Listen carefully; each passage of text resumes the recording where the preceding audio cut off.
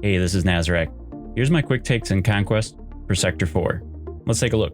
Just a quick disclaimer.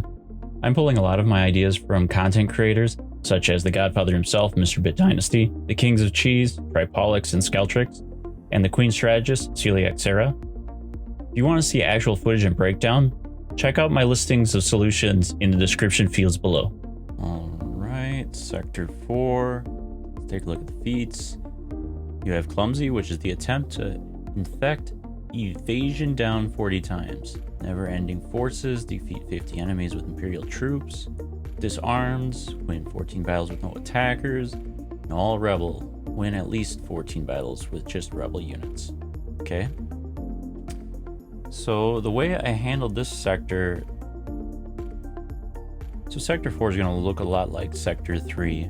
Never-ending Forces, which is Imperial units, or Imperial Trooper units, and the no attackers can both be done by using the same squad, which is General Veers as the lead, Starck, Piett, Gideon, and Range Trooper. The important part is use Range Trooper, but not Dark Trooper, because Dark Trooper is an attacker. If you use that, you can do both those feats at the same time.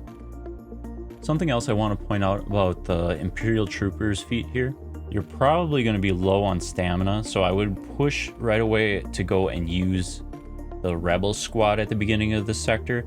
And then once you get closer to Sector 4, if your stamina is starting to recover, if you get to this mini boss here, one of the enemy modifiers is Never-ending Ranks. So that's going to add 5 more stacks to this particular feat, or 5 more stacks to this particular node.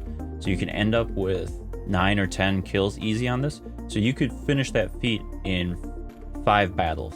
That's one way of trying to help yourself out with the stamina grind of coming right off Sector 3, using the Imperial Troopers and going right into Sector 4.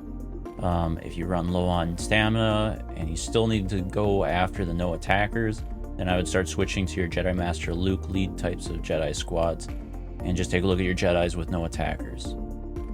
As for the other 2 feats, Rebels and Evasion down, you can do both of those using the same squad, and that would be your Commander Luke Skywalker led Rebels, because threepio applies Evasion down on a basic. Running with that squad is just going to give you both the Rebel wins and also the Evasion down.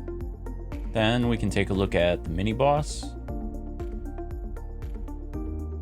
which is the 2 feats. We would be honored, which means you need to win with Darth Vader. And what I used for that one was pretty simple. You just use a standard Darth Revan squad as a lead. Malak, Badstilla, Vader, and Watt. And Watt hands the tank tech over to Malak, Medpak to Vader, and weapon tech on Darth Revan if you want. As for Hokey religions, I continued using the Imperial Troopers squad that we're using to grind through the rest of the sector.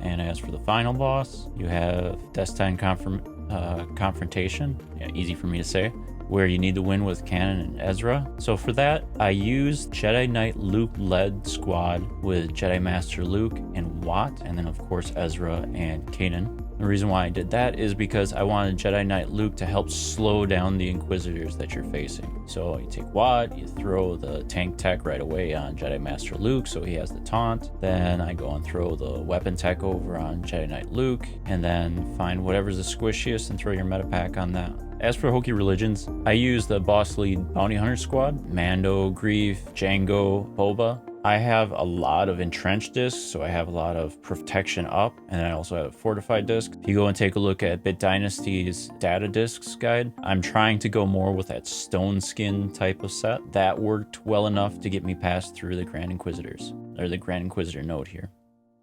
Pretty short and sweet for Sector 4. So that wraps it up. I'd like to hear your thoughts and opinions. Please put them in the comment section below. Thank you.